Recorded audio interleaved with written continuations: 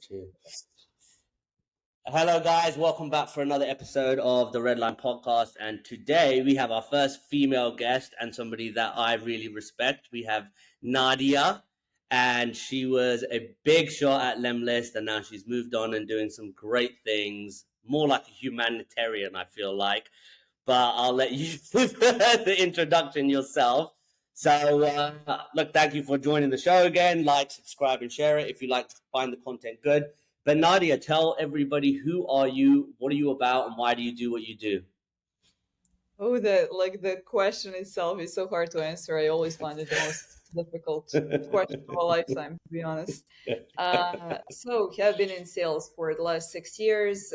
Started off in marketing, so I personally always see myself somewhere in between marketing and sales. As you said, I have been working in Lemlist previously, where we bootstrapped the company from 1 million to 10 million in ARR.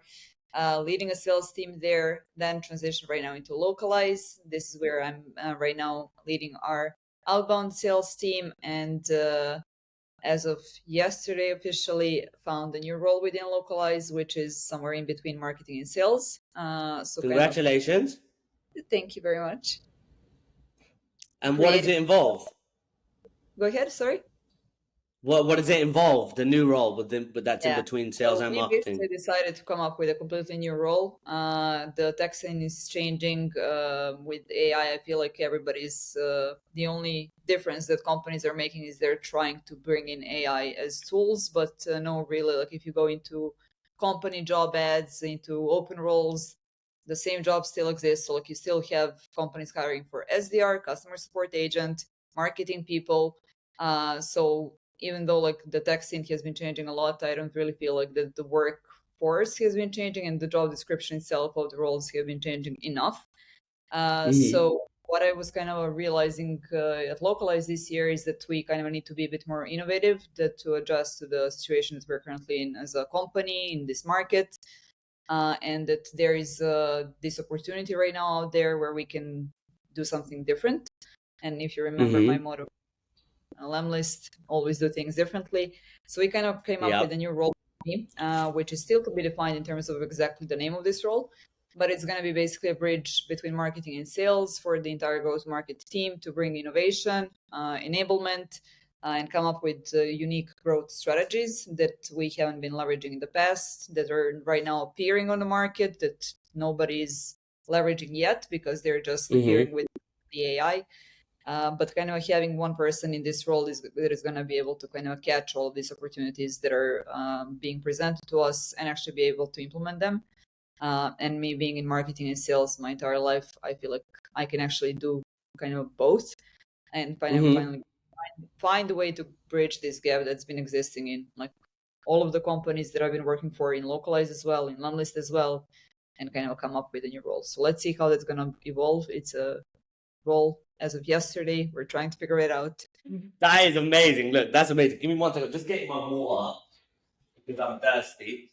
But so why do you do sales then, Nadja? Why did you get into sales? Of all things, you sound like such an intelligent woman. I'm sure you have a degree in something. Why did you pick sales? I actually picked marketing first, so I have to be very transparent about my love for marketing. I was initially in marketing. I love copywriting. I love, in general, being creative, coming up with again, like anything that is creative that I can use, like my copywriting skills and focus. I love, but then salespeople stole me from marketing and actually transitioned very early in my career. My why kind of in the last couple of years has always been like just in general the ability to kind of help people that I'm managing. So obviously like I want to help customers, I want to help the audience that I'm talking to, etc. But like in general, personal development has always been like a big topic for me, for myself as a human being in this world. Like I was always like trying to figure out why am I motivated by certain things, how I can grow myself in general, how like a person can grow, and then wanting to make that happen for others, especially like the team that I was managing. And in sales, I feel like I've been in sales as an SDR. It's tough. I didn't have good managers in the beginning. Like I know how it is, like when you're starting off your career and you don't have like a proper support. I wanted to change that. So kind of my why and like the reason why I felt good in my job since I started working was actually like just seeing those SDRs that I was managing like become better people, not as employees, but like really better people. And then if also I realized that maybe sales is not for them, and just kind of guiding them properly and kind of on their path in their career. That's very interesting thing to say. So how do you know when sales isn't for you? If as a manager, are you able to identify that or help them see it? Yes, I think it came for me. It came with the experience of managing teams. I don't think I was able to do it obviously in the beginning, but it kind of Mm-hmm. came from my own self-reflection because obviously I had my own doubts throughout my career, what I want to do, whether I want to be in marketing, in sales, like what it is that I actually want to do. And then I started asking myself those questions so that when I was talking to my team members, I knew what questions I should be asking them as well, and kind of help them really Mm-hmm. guide them to realize that themselves. So it's like I do think that manager's job is kind of very much similar to being a therapist, where basically therapist doesn't tell you what Yes. to help you understand what it is that you actually feel and think. Um, and I think like that's kind of the big issue is like obviously sales as a profession is like very tempting because it's also very rewarding in terms of salary. So a lot of people go into Mm-hmm. tech sales wanting to kind of like earn their money and earn the salary, which is obviously normal when you're starting off your career. You want to grow in that sense as well, but eventually it's also a tough job, and if it's not really for you and you don't feel that this is something where you find your true calling, it can be very overwhelming and very hard on a person. And then money at that point stops being that important and you just get trapped. That is a very good way to put it. Very, very, very good way to put it. I like how you've done that. So, one thing that I focus on a lot in this podcast is helping people realize that failure is okay. Uh, Failure to me is accelerated learning. I've failed many, many, many times, and it's why I do this podcast because, like I said, I don't know if you know my story, but I went through opiate addiction, heroin addiction, prison, removed from the United States. My younger brother died. I've had a divorce like literally 3 months ago, but my resilience and those failures have always opened up something after it that is enormous or like massively rewarding. And for me, it's very strange how chaotic my life is. And some people are like, how the fuck do you do it? But I'm just like, because it's like, just what am I gonna do? Fucking cry about it? No, well, just get on with it and do what the fuck you have to do. If you moan about it, nothing will get accomplished. So for failure for me has really shaped my character, and I can identify a number of different situations that really, really helped mold me. So for you, what was your biggest failure in life that really helped create your character? And it's something very vivid that you remember. So mine was, I have a whole encyclopedia of them, but what was Mhm. one impactful, very vivid failure that you remember and it helped shape the character of Nadia? So I would start with when you were talking, thousands of things came to mind, so I couldn't really pick for the last 1 minute. But just to kind of double down on what you said, I feel like I'm exactly aligned with what you're saying when it comes to the failures shaping into who you are. I would also say that it doesn't have to be a failure; it can be like a trauma that happened to you in your life, like you mentioned right now, like a divorce. It might not be your fault. It might not be like Hmm. your partner's fault, but like it is something that kind of traumatizes you. So like for me, it wasn't that many of the failures, to be honest. It was more like Hmm. traumatic events that were happening in my life where I could have Okay. down, cried, whine about my destiny. Why is this happening to me? And kind of give up. But Hmm. those moments where I actually had to stand up and fight, even though I didn't have the strength to actually do it, was the moment when my resilience kind of built up, and that's when I actually made a change. Um, like starting, I would say like my biggest push in my career actually happened in the exact time when I was actually going into kind of a workforce, when my Mm-hmm. father passed away, and I was in Oh, that's university. right. Yeah. My Mm-hmm. last year of studying. Very easy in that moment to just give up, like be okay. I'm just gonna not focus on my studying. I'm just gonna not focus on my studying. I'm just gonna go home and like think about what's been happening, like whine about my destiny and everything else. But I kind of took that trauma, and it was a traumatic and very defense mechanism type of thing, and kind of the Yeah. shaped me the person that I am Yeah. today. Um, so I kind of took a very opposite approach, thinking that like taking a bit more responsibilities on my back, like thinking that now I'm the head of the family, that I need to kind of provide for my family, even though my mom was obviously there, and it was just kind of imaginary thing that I kind of persuaded myself into. But I Yep. think like the reason that I'm kind of bringing this up is like what I realized, and I realized it very recently, is that sometimes, like even if it's a defense mechanism and it's like a, let's say, not maybe the healthiest way for you to deal with stuff, it is something also that shapes you into who you are and makes you like stronger.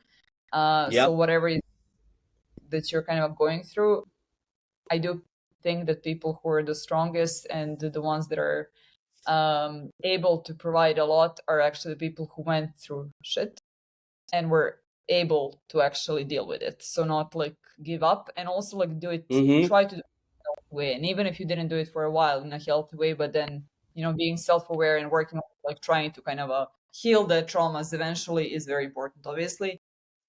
But Mm-hmm. whatever it is that people are going through, like if it's a negative period of their life, it's like for me it always ended up being for the better. Like no matter like what Yeah. kind of it always ended up being like a light at the end of the tunnel and being like a positive thing for me.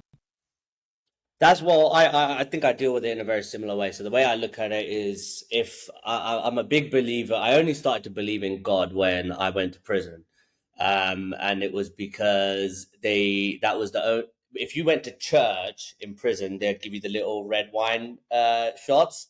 So I would go to the thing just to take the red shots of wine while I was in prison and take everybody else's. Give me another one, give me another one, give me another one. And so that's why I'm a big believer in God. But like the reason why I brought that up is because I feel he puts these really difficult life experiences slash lessons in front of you, and they are designed to break you, Yeah. right? But if you do get through that and over that hump, it's like, here, I'll give you the key for this now. Now you've learned this, you've got the tool for this, and now you've got the key for this.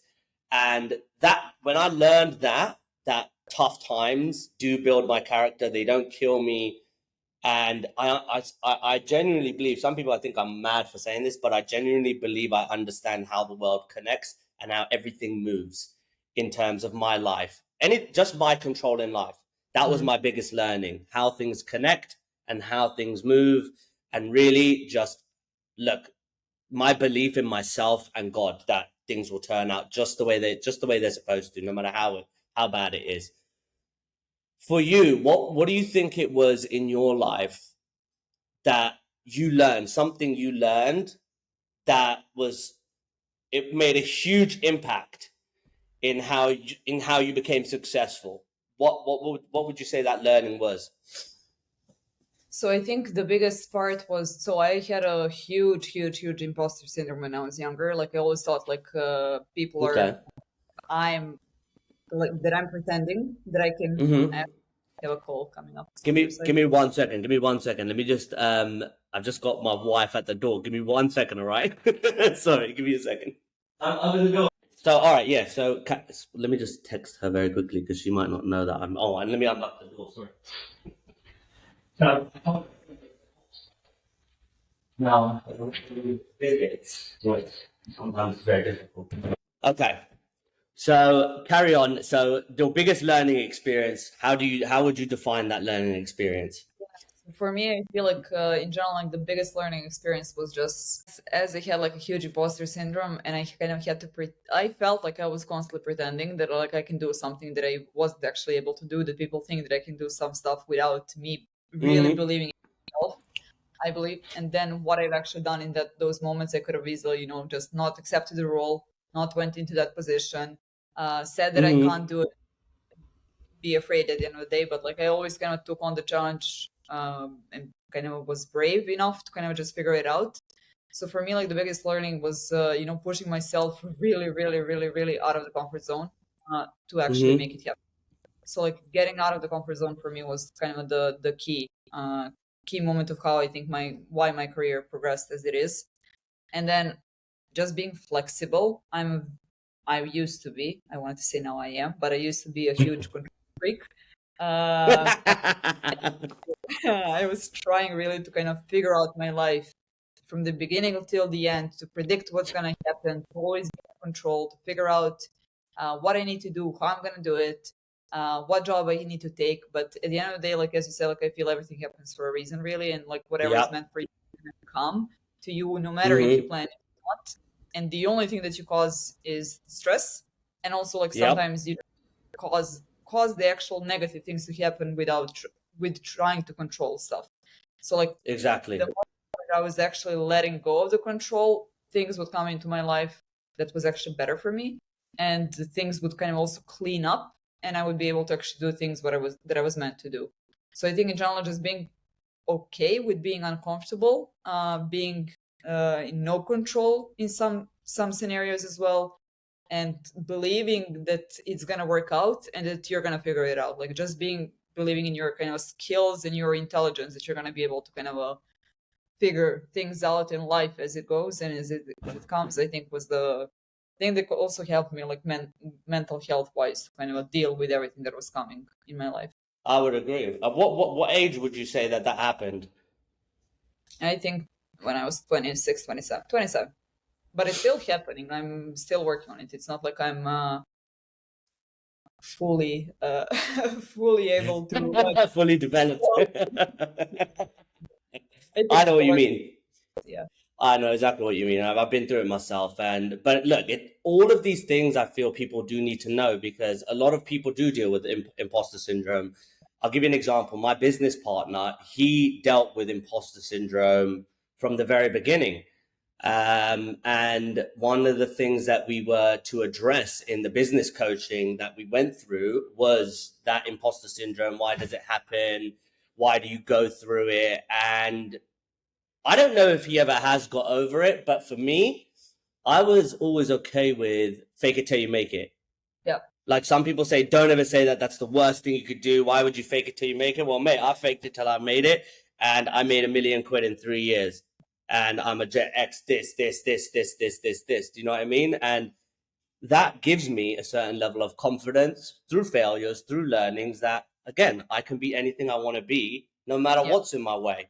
So if you were able to give yourself a message to back to when you were 18. So I do the scenario. It's a weird scenario, but your 18-year-old self is sitting on a bench at the park and you're you right now. So you stroll over to her and you say, "Oh, hey, how you doing?" And the other person, the young Nadia says, "Who the fuck are you?" And you say, "I'm you from the future," right? Back to the Future, part 6. And your job is to give your 18-year-old self one piece of advice, only one, to be successful, to be you in half the time, and to make half the mistakes. Walk me through that conversation of what you would say to your 18-year-old self. So I actually think I wouldn't say anything to myself, because I do think that all of those experiences I needed. Like I wouldn't rush it. I wouldn't speed it. I wouldn't want to do that in like half the time. I think if I actually did it in half time, and if I skipped some of the mistakes and I didn't learn the hard way, I wouldn't be able to actually learn. So maybe I would just kind of let it be. I would just tell myself like, you're gonna be fine. Whatever is Okay. coming, you're gonna figure it out. Uh, Mm-hmm. kind of a belief that it's gonna turn out for the good, and just be Yep. brave. Like I would just tell myself, like, just be brave, and you're gonna figure it out, and you'll be fine. And then, like, I wouldn't give any more actionable advice, like don't do this, or anything else, Yeah. because Yeah. it came naturally, and that's what I was kind of trying to say as well before. all of these things will come naturally. And I feel like I work with a lot of like 22, 23 year olds who are trying to become the best versions of themselves right now. Yeah. Social media pressure that they need to kind of have it all figured out. They have like YouTube influencers, they're like earning thousands and millions of dollars, like with one YouTube video. And they kind of have the pressure that they need to figure it out and have it all under Mm-hmm. control, and like to be already fully aware, fully adults, self-aware and everything else. Like it doesn't happen that way. Like It I'm doesn't. 30 this year. I'm still figuring it out. I'm going to be 40. My mom is now turning 60. She's still trying to find like what it is that is kind of a meaning in her life that she wants to do, like Mm-hmm. work. Yeah. But what I also realized, like these things change. So like what is going to be your passion when you're 23 is going to be different when you're 28. It's going to be different when you're 35. And fine, that's normal. Like, so life is never going to be the same. So, like, whatever I would tell myself when I was 18, it would work for 2 years, but then it would change based on like my priorities, etc. Yeah. I would I think that's right. like don't stress about it. Like, I think that's kind of the key lesson for me is that I was stressing about a lot of things that were not in my control. Mm-hmm. And at the end of the day, like for me, the biggest impact on my life and my career was actually just working on myself. So like personal growth that you need to invest time and effort into. And everything else then kind of falls into place, like you figuring out your job, your career, like your life, your relationships, like just knowing who you are and working on figuring out who you are, like even if you don't know who you are. How would you tell somebody to figure out who they are? Go to therapy. Well, look, because I'm sure you've heard this saying in the past, but 90% of the shit you worry about tends to never happen at all. Yeah. Do you agree with that? I think so too. So, last thing as we wrap up the show, this is my cool, look at my nice little chicken scratch on my notepad. So, the last thing we do on the show is we want to give back. I know you're a person who every single post that you did at Lemlist, it was like a piece of advice. It was motivation. I don't know how you came up with so much damn content, but it was so much and it was good. So hats off to you. But for 2023, let's say I think we've got, oh my God, 3 more months left to the end of the year. What's one growth hack, sales hack, marketing hack that the audience can take away and start using today that you use right now, and they can start achieving results, whether it be more leads, whether it be just fulfillment, happiness, emotions, whatever the case may be for you? What would you tell the audience to focus on right now so they could be more successful starting today? Just to elaborate on the question, so you mean in terms of sales itself? It could be anything, anything. Sales is obviously the focus, but if you want to pick something else to focus on, like I focus on meditation, that's going to be my thing. It can be that. But if you want to say, for example, so for me, one of mine was my most recent one is channel validation. Channel validation and channel optimization when doing outreach and cold outbound. For me, I get a 33% pickup rate on Orem right now. So 1 out of every 3 calls picks up for me, which is like insane. Okay. So what would it be for you? My favorite hack, it's not even a hack, it's something that everybody does, but they don't do it enough. And the reason that I'm bringing it up is because it's applied in everything that you need. So like if you're trying to figure out what it is that you want to do, if you're trying to figure out what is the best sales channel, what is the your future job, or you're looking for a new job or whatever it is, networking. For me, networking on Mm-hmm. LinkedIn, when I say like networking, I mean like reaching out to people and actually being in contact with them and going on networking calls without specific agenda, just Mm-hmm. learning other people was the key in everything that I've done. You also do that with customers so that you figure out how it is that you're going to sell to other customers or prospects. You look for mentors. So like for me, the lack of the amount of people that don't actually have regular networking chats a week Mm-hmm. is astounding to me. Like that's kind of what actually helped me so much in my career. So I think I always repeat that on podcast, but I think this is the key in everything when it comes to work itself. Well, look, that is a wrap, and that is one great piece of advice. I think networking And me having a mouth, everybody always said I would be a lawyer, but then I ended up being represented by a lawyer a lot of times. So that wasn't the career I chose, but being a motor mouth and using this mouth to network and speak to people and just have a good sense of humor, it has always helped me excel and propel myself forward in life. So look, if you guys enjoyed this session, like, share, subscribe, as they always say. Nadja, thank you so much for being a guest on the show. We will chop this up and send it over to you within a week. Stay on for just a minute just so it finishes uploading. But thank you again for joining the show, and we hope to see you again. Thank you.